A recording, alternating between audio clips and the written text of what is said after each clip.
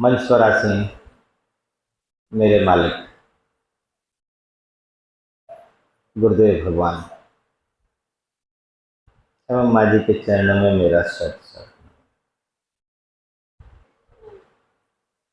भाइयों, देखो,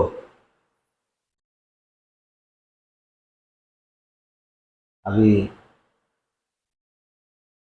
जितने आदमी बोल रहे थे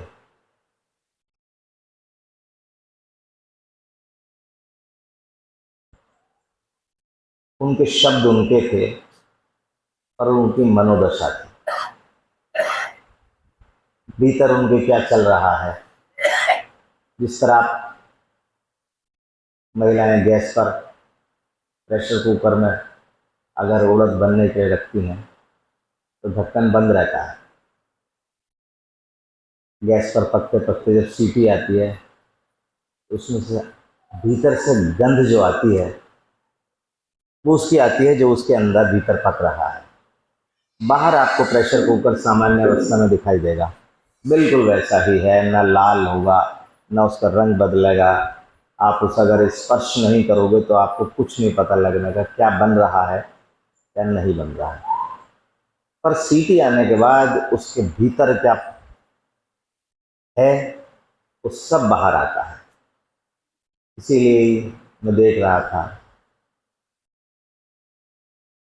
सब लोग भीतर से जो आवाज आती है वो बिल्कुल भिन्न होती है। देखो, मालिक भी बोलता था कि बाहर का शरीर जो है, इसके अलावा जो सूक्ष्म शरीर है, जिस तरह ये शरीर बात करता है, इसकी आवाज आपके इंद्रियों को सुनाई देती है। इसी तरह जो भीतर का सूक्ष्म शरीर होता है,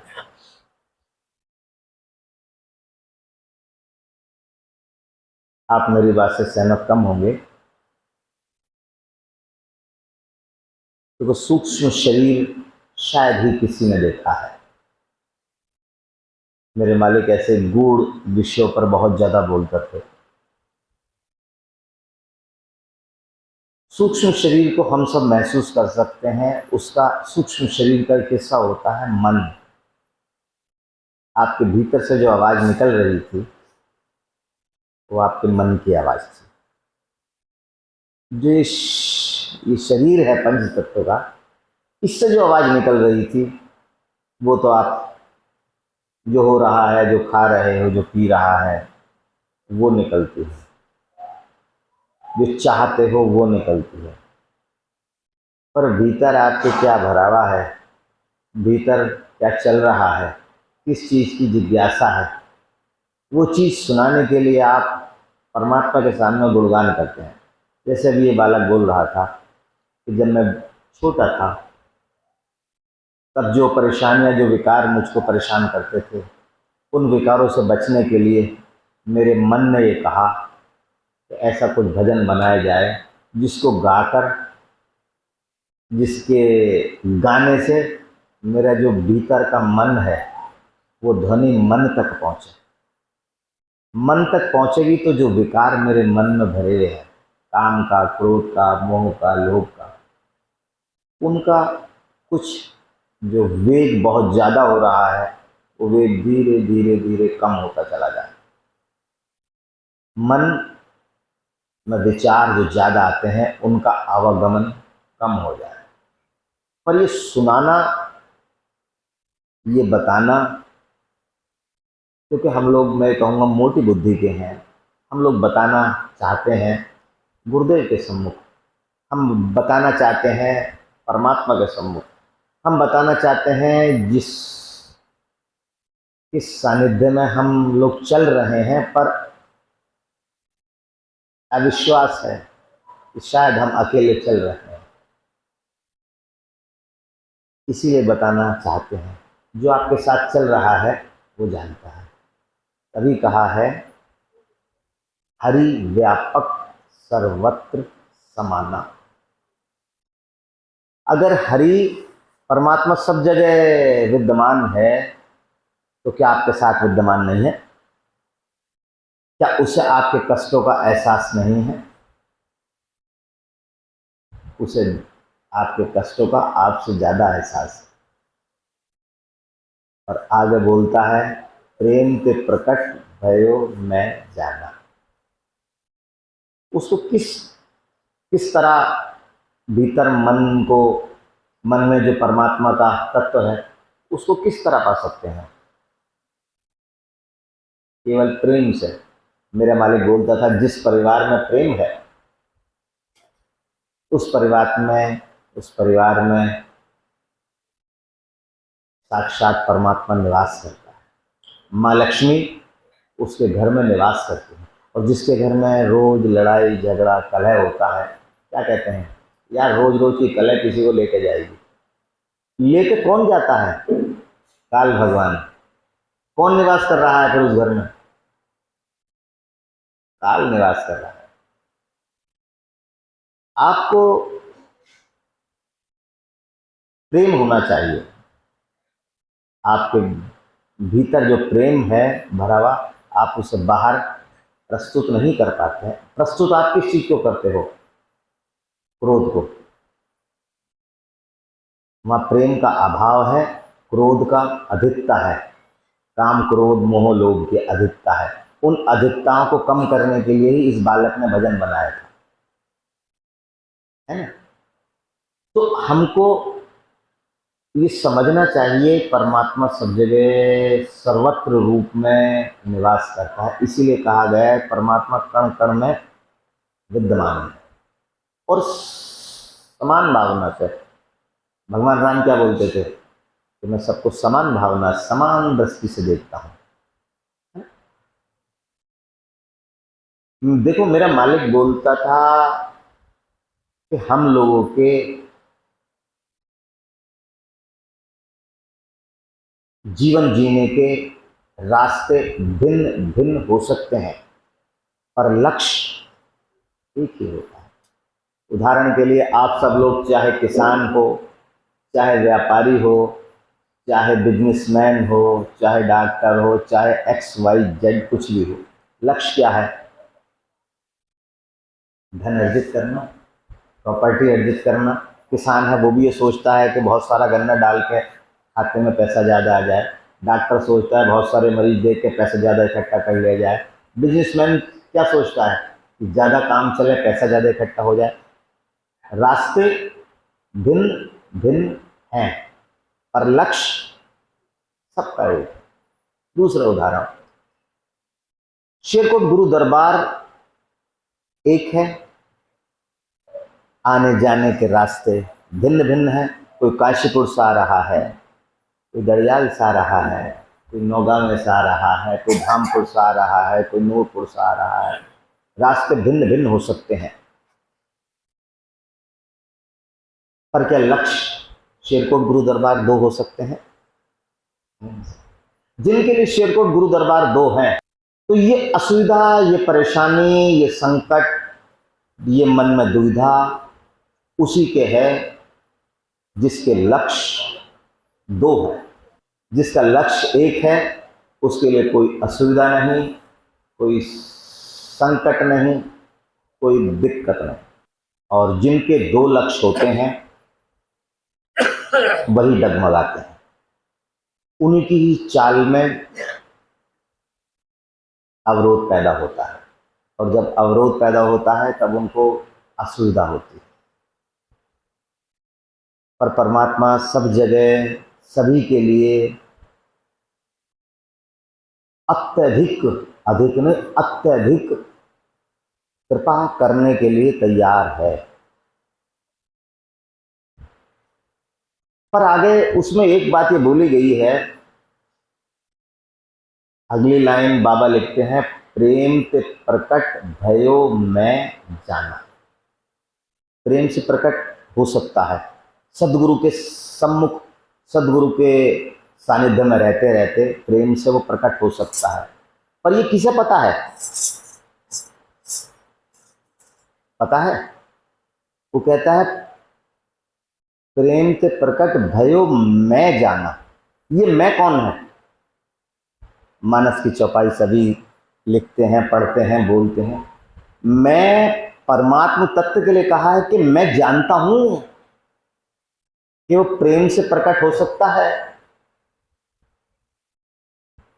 कि शरीर नहीं जानता, अंदर भीतर जो बैठा परमात्मा है वो जानता है कि मैं प्रेम से प्रकट हो सकता हूं। और ये विकार कहाँ उठते हैं? ये बच्चा कहाँ से परेशान था? मन से, जहां परमात्मा का निवास है। भीतर जो परमात्मा बैठा है वो जानता है कि मैं प्रेम से प्रकट हो सकता हूं, प्रेम भीतर है। पर बाहर से, भीतर से बाहर निकलता क्या है? आपने कभी किसी को दुआएं दी हैं? याद नहीं।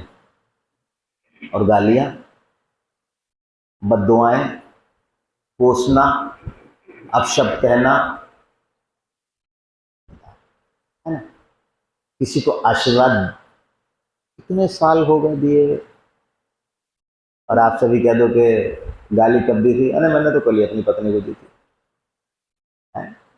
भीतर से वो निकलना ही नहीं चाह रहा, क्योंकि उसको आपने दबा रखा है। वो निकलना चाह रहा है। जिस तरह परमात्मा सब जगह निवास करता है, वो चाहता भी सब, हम सबसे यही चाहता है कि प्रेम लो, प्रेम लो। क्योंकि प्रेम में परमात्मा निवास करता है, और जहां प्रेम है वहीं परमात्मा का निवास है।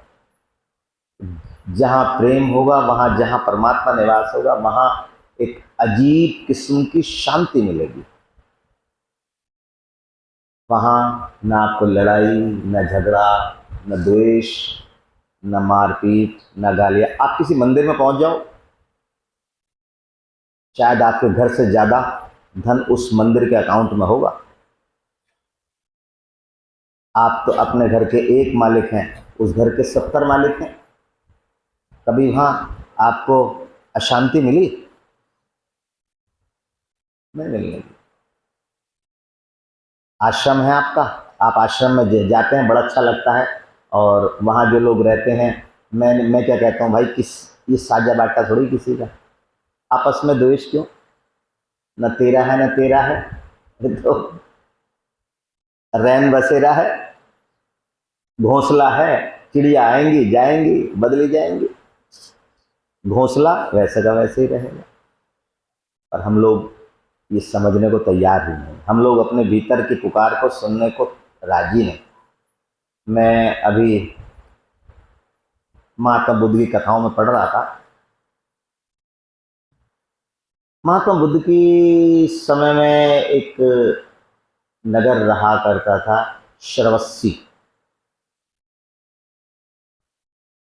वहां पर एक व्यक्ति हुआ करता था, मृगाग। बहुत पैसे वाला, बहुत धन वाला। और ये सेठ जो शब्द हम लोग इस्तेमाल करते हैं, सेठ है भाई, सेठ है, ये उस समय श्रेष्ठ लोगों को कहा जाता था। जो श्रेष्ठ लोग होते थे उनको ये उपाधि दी जाती थी, श्रेष्ठ।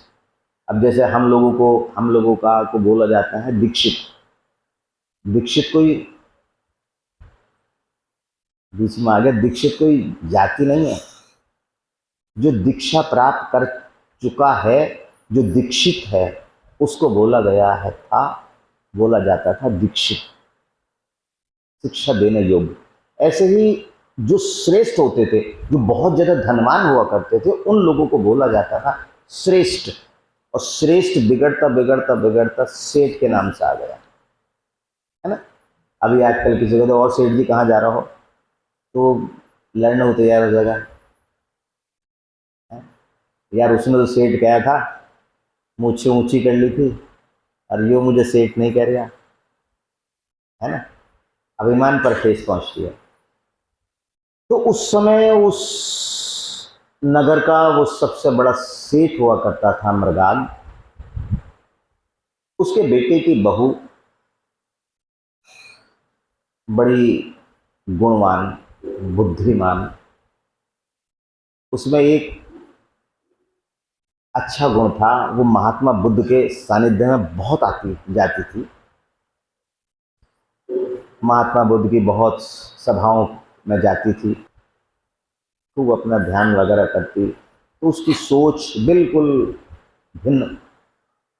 और कष्ट उसे ये होता कि मेरा जो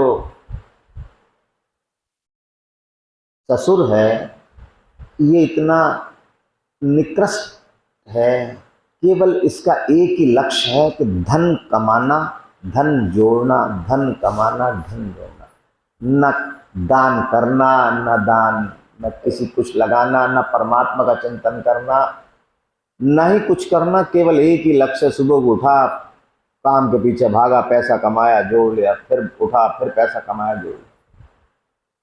उसने कहा, सोचती थी कि ये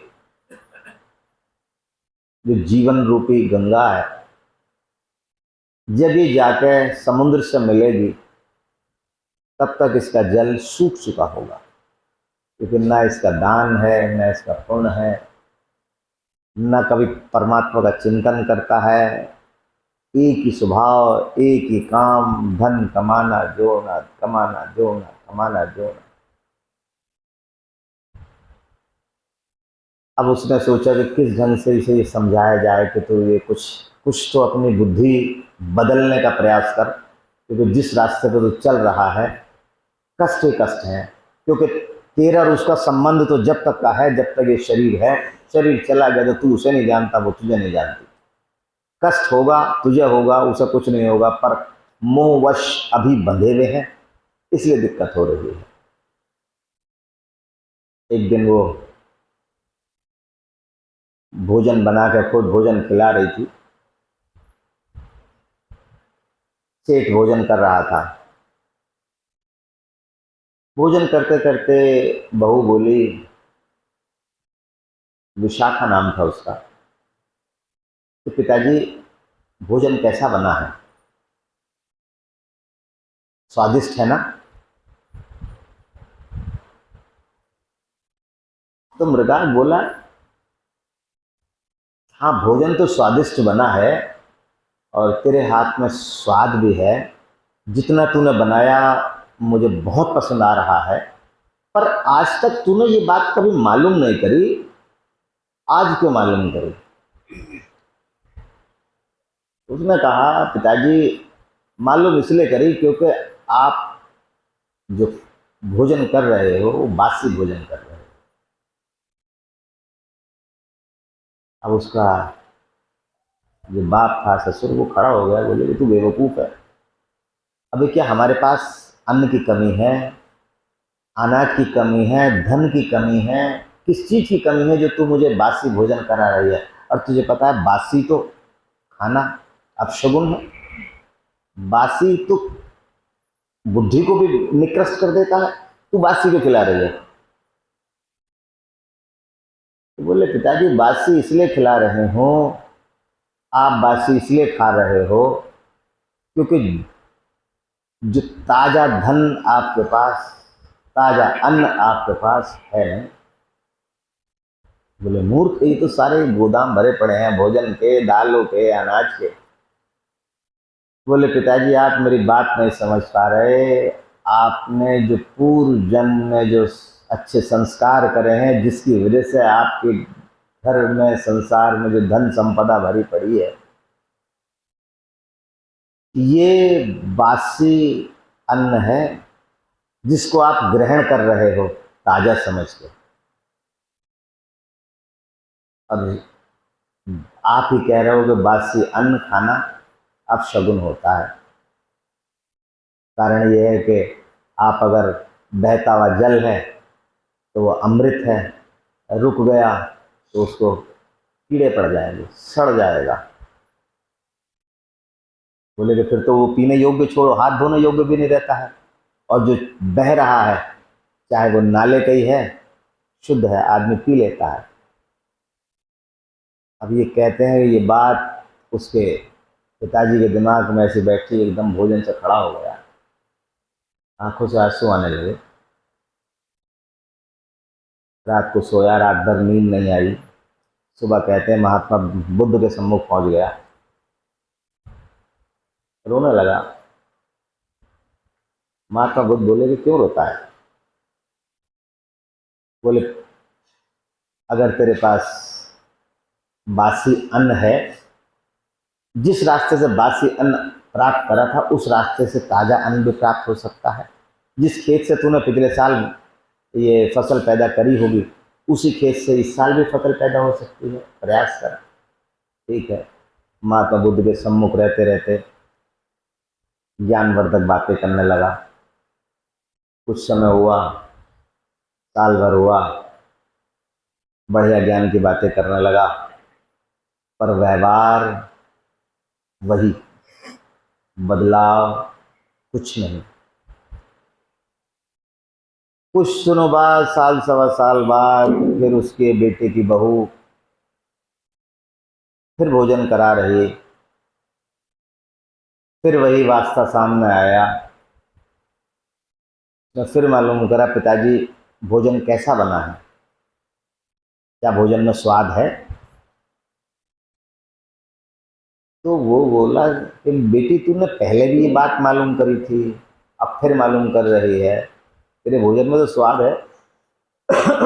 आज भी स्वाद है, बहुत स्वादिष्ट भोजन है। तो बोली पिताजी भोजन में स्वाद है, स्वादिष्ट है, पर दुर्भाग्य ये है कि आप आज भी बासी भोजन कर रहे हो। अब ससुर फिर खड़ा हो गया कि क्या महात्मा बुद्ध के सानिध्य में रहने के बाद भी मैं बासी भोजन कर रहा हूं? यह हो नहीं सकता।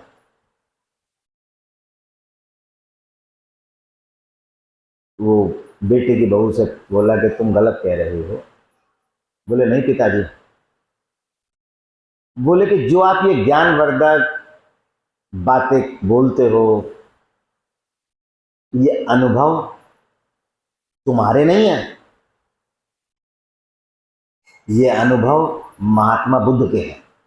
आपने ज्ञानवर्धक बातें सुन ली, आपने ज्ञानवर्धक बातें बोल दी। ये सुनने बोलने से आपको ज्ञान, आपके भीतर का मन, आपके भीतर के विकार नहीं बदल सकते। बदल कब सकते हैं? जब आप उस चीज का अपने अंदर अनुभव करेंगे। अनुभव करोगे तो बदलेगा। महात्मा बुद्ध के सामने जब ये प्रश्न आया तो महात्मा बुद्ध बोले कि वास्तव में ये विचार मेरे हैं।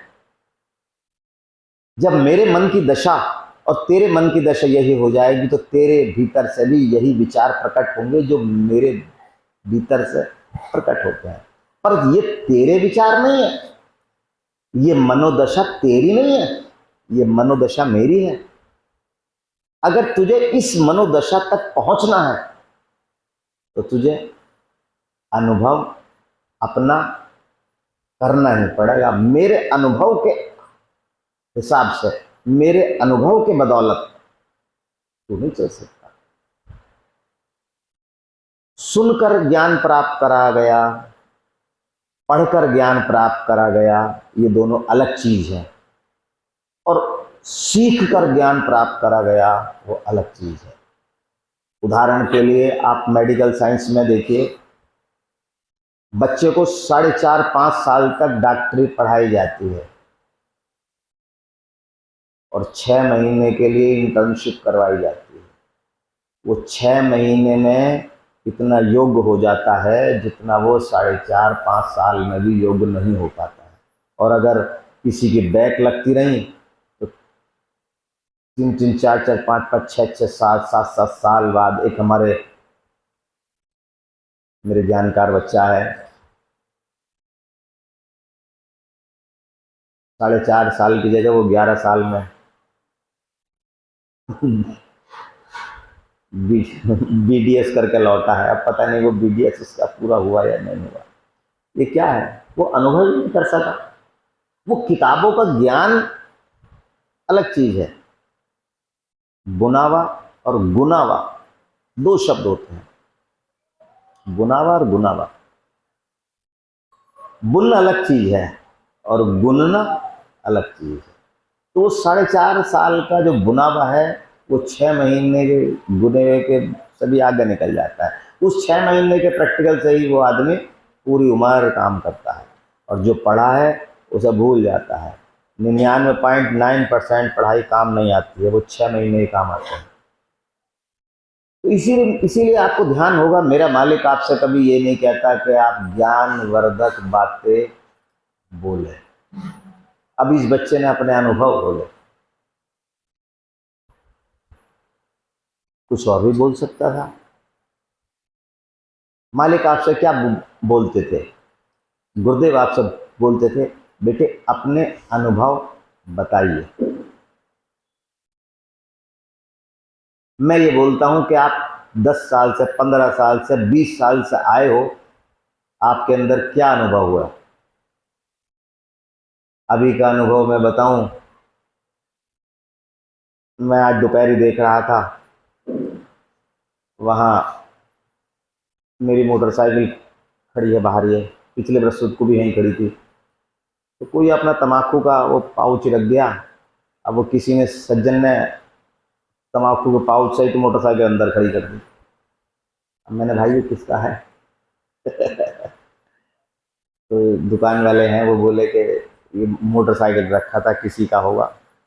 अब क्योंकि स्कूल बंद है, किसी का आना जाना तो है नहीं, मुझ में ये शौक है नहीं, जब तक था जब तक था।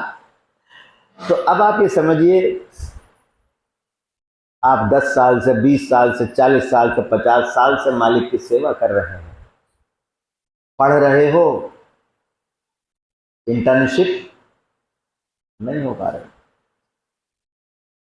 देखो मैं आपसे ये बात कहता हूँ, मेरा मालिक से वादा है कि मेरा तन, मेरा मन, मेरा धन सत्संग के लिए लग जाए, मैं जरा सा भी उफ नहीं करूँगा।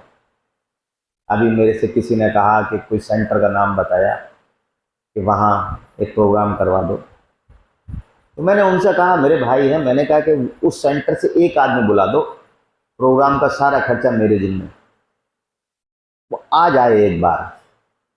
अभी मैं वहाँ गया था, इस्माइल शिमला।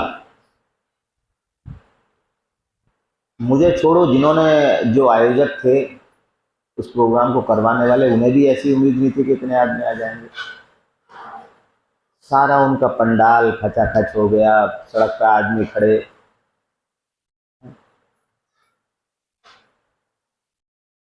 अब उसमें से बहुत आदमी ऐसे हैं जो नए थे, और बहुत ऐसे हैं जिनके लक्ष्य दो थे। बहुत ऐसे थे कि जो मुझे छू रहे थे चरण, पहले मुझे वो भैया मानते थे। 2 लक्ष्य हो गए ना, 2 नाव में सफर कर रहे थे ना। आपको लगता है कि 2 नाव में सफर करने वाला क्या कामयाब हो सकता है? क्या नदी पार हो सकती है? नहीं हो सकती। टांगे फैलने के चांस 99.9% और डूबने के चांस 100%, है ना? तो मैं वही मैं कह रहा हूं कि अगर आपके भीतर से वो बदलाव नहीं आया, अब जैसे बच्चे ने भजन गाया, अगर भजन बनाने के बाद, सुनने के बाद, गाने के बाद अगर इसके भीतर बदलाव नहीं आया होता, तो इसका भजन बनाना, गाना, गुरुदेव का नमन करना, परमात्मा का चिंतन करना, सब व्यर्थ, केवल टाइम पास। जैसे मैं बता रहा हूँ, वो 10-11 साल में बच्चा टाइम पास कर आ गया, क्या वो डॉक्टर बना? क्या तुम चाहोगे उसे दांत दिखाना? तो वो यार, ये तो और सही की जगह साला तोड़ और देगा, ऐसा कर देगा, नाश कर देगा, तो इसकी बजाय किसी दूसरे को दिखा लो। अगर वो फ्री भी इलाज करना चाहेगा तो आप नहीं पसंद करेंगे, क्योंकि आपको दिखाई दे रही है उसकी दीनहीन हालत है। तो परमात्मा कहता है कि तेरे भीतर से जब तक तेरे अनुभव नहीं होंगे, तब तक तुझे मेरा एहसास हो नहीं पाएगा। और वो भीतर के अनुभव तभी होंगे जब आप अपने अंदर भीतर से बदलाव करने का प्रयास करिएगा। देखो मैं आप सबसे एक बात कहता हूँ,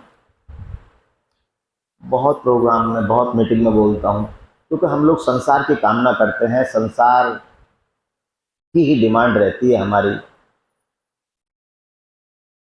पर संसार से आगे भी कोई चीज़ है। ये संसार तो ये समझ लो कि जितना परमात्मा ने आपके भाग्य में लिखा है वो दुनिया की कोई ताकत नहीं है उसे रोक दे, कोई भी ताकत नहीं है। हाँ, गुरुदेव उसमें कम तो नहीं कर सकते, बढ़ा ही सकते हैं। गुरुदेव उसको बढ़ा सकते हैं, कम तो वो कभी करते नहीं। अशुभ तो किसी का सोचते नहीं, कभी आज तक मेरे बालिक ने कभी किसी का अशुभ नहीं सोचा। तो मैं कह रहा हूं, हम लोगों को इतने पुराने, इतने नए, इतना परमात्मा का चिंतन करने के बाद अगर हमारे भीतर से बदलाव नहीं हो पा रहा है तो मैं फिर वही करूँगा, फिर वही कहूँगा कि हमको प्रयास ये करना चाहिए कि परमात्मा, गुरुदेव, या तो आपकी निगाह सीधी नहीं हो रही हम पर, या हमारी निगाह सीधी नहीं हो रही तुम पर, है ना। या तो आप मुझे नहीं देख पा रहे या मैं आपको नहीं देख पा रहा। अगर दोनों की निगाह एक दूसरे से मिल रही है तो कुछ हो नहीं सकता। और आप ताज्जुब करोगे, अगर एक दूसरे की निगाह एक दूसरे को मिलती है तो आंख झप नहीं सकती। आप चाहोगे आंख झपाना तब भी नहीं झप सकते। ये परमात्मा का नियम है। मैं सांसारिक आदमी की बात कर रहा हूं, और गुरुदेव क्या नहीं जानते, मालिक क्या नहीं जानता। और आपके बड़े टेढ़े मेढ़े उलझे सवालों का जवाब वो देता है। उसे पता है कि क्या कुछ होना चाहिए, पर आपके भीतर बदलाव होना चाहिए। अब मैं वहाँ गया शिमला, मुझको लगता है कि मालिक की कृपा बहुत लोगों पर होगी और मेरे वहाँ पहुँचने से बदलाव जरूर मिलेगा, जरूर बदलाव मिलेगा। मेरा जाना भी तभी वहाँ सफल है। लोगों में जागृति आनी चाहिए। जो लोग परेशान हैं, देखो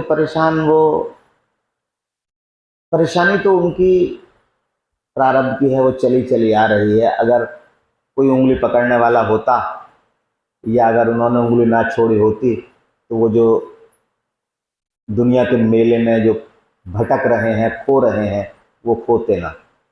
जो वो रो रहे हैं कि बहुत भीड़ है, हम परेशान हैं, अकेले हैं, अकेला महसूस ना करते। गुरुदेव सब परेशानियों से बचा बचा के वहीं उन्हें उनके गंतव्य तक ले जाते। कोई बात नहीं, मेरा वह जाना बहुत अच्छा लगा, मुझे भी बहुत सुंदर लगा। गुरुदेव की कृपा सभी पर बनी रहे। पर मेरा बार बार आप लोगों से यही विनम्र निवेदन है, प्रार्थना है, कहो आदेश है, आप अपने भीतर परिवर्तन लाने की कोशिश करिएगा। और मैं गारंटी से कहता हूँ, जो आप चाहते हैं, जो आप चाहते हो, फिर वही जो आप चाहते हो वही मिलेगा। पर उस चाहने के लिए आपको किसी न किसी को अपना बनाना पड़ेगा। या तो अपने बन जाओ या अपने बना लो। और दुर्भाग्य ये है कि ना आप अपने बन पा रहे हो, ना किसी को अपना बना पा रहे हो। अगर अपने बन जाते तो ये आफते परेशानी एहसास नहीं होता,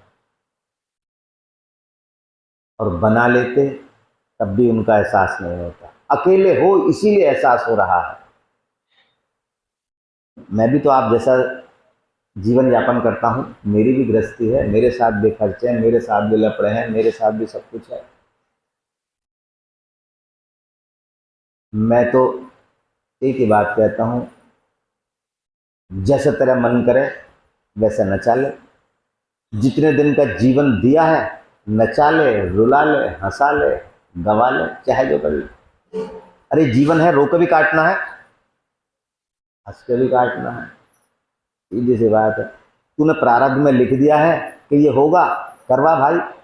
जब तेरी इच्छा बलवान है तो मैं उसमें अवरोध के ऊपर कर रहा हूँ। तू चाह रहा, अभी मैं एक उसमें सुन रहा था, अभी एक मैं मीटिंग में ऐसे ही एक कुछ मेरे मालिक के दास थे, उन्होंने एक अपना अनुभव सुनाया। उन्होंने कहा कि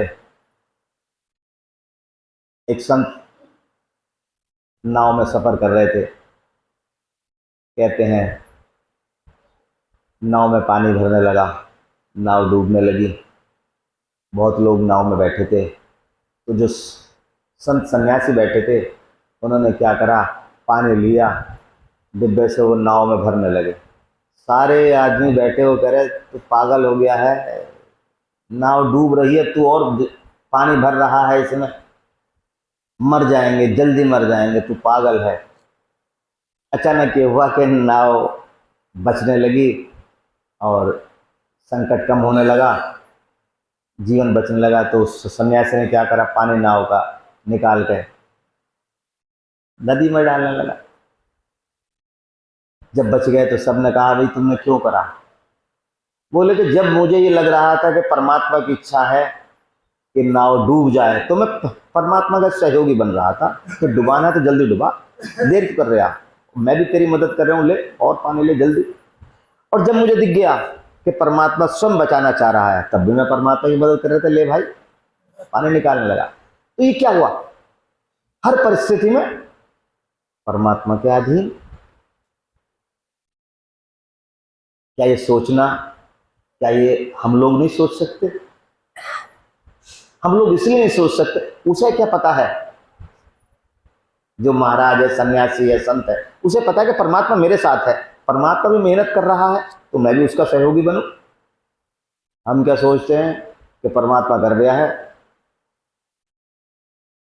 परेशान कर रखा, गरीब हो गया बहुत ज़्यादा, ला उधार लेके, क्रेडिट कार्ड लेके गाड़ी खरीद लूँ, यो कर लूँ, वो कर लूँ। परमात्मा कहेगा तुम मुझसे बैर कर रहा, ले गाड़ी का और कहीं पंचर कर दिया और बेइज्जती करवा दी।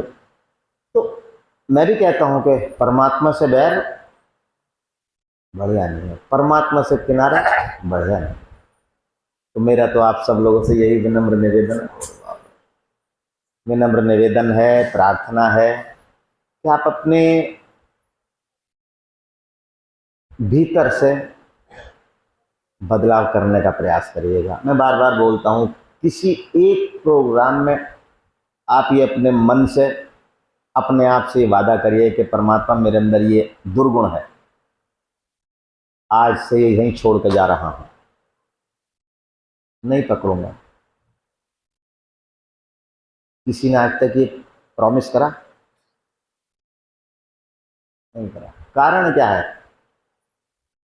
हम दुर्गुण छोड़ना नहीं चाहते। हम तो चाहते हैं कि तू हमें इसी अवस्था में, इसी हाल में, जैसा हम चाह रहे हैं वैसा कर, और नहीं कर सकते तो गुरुजी फेल, फटाक से देना, एकदम इल्जाम ब्लेम गुरुजी पर, गुरुजी नहीं कर पा रहे हैं, दूसरे गुरुजी पकड़ लो, हैं। ये मैं बहुत देखता हूँ। मैं क्या, क्योंकि मैं जब से मालिक ने मुझे यहाँ बैठाया है, बहुत लोगों के मन से सुनता हूँ, मुख से सुनता हूँ, मन से भी सुनता हूँ और मुख से भी सुनता हूँ। इसलिए ये मैं कहूँगा, उनका दुर्भाग्य है कि जो अपने भीतर बदलाव नहीं कर सके, इसीलिए उनको गुरु या इष्ट या परमात्मा बदलना पड़ रहा है ना। और जो बदलाव कर चुके, उनको तो किसी चीज़ का गम ही नहीं, उनको तो है कि तेरा सहयोगी यार तू मार दे, ये बचा ले। आपने सुना होगा, मेरे मुंह से निकलता है कि तेरी 70 बार गरज बावली होगी तो तू करवाओगा, नहीं करवाने का नहीं करवाने का बात कर। तू जब तू चाह ही रहा है डुबोना, फिर तो तेरे डुबोने में मजा है। भगवान ने क्या कहा था अर्जुन ने कि भगवान जिसके साथ आप हैं उसके साथ तो हार का भी मजा है, अगर हार गए तब भी हमारी जीत है, हमें तो आपके अलावा कुछ चाहिए ही नहीं। आप अगर हो साथ तो उस हार का भी मजा है। ये बात कहने वाला, सोचने वाला वही मैं आपसे कहता हूं, आप अपने इष्ट का चिंतन निरंतर करिएगा और चिंतन के साथ अपने भीतर के बदलाव करने का प्रयास करिएगा। अब देखो, एक छोटा सा बालक, इसकी उम्र कितनी है, कितने साल से ये आना शुरू हुआ है, और कितने साल से आने के बाद कितने साल से इसकी बुद्धि विवेक ऐसा पैदा हुआ है कि ये गुरुदेव हैं, यहाँ से मुझे सब कुछ मिलेगा, यहाँ से मुझे इतना मिला है, ये मेरे फायदे के लिए, ये मेरे नुकसान के लिए, ये सोचने की बुद्धि तो अभी आई है कुछ वर्षों से, है ना। वो छोटा सा बालक ये बात सोच के अपने मन का बदलाव कर सकता है।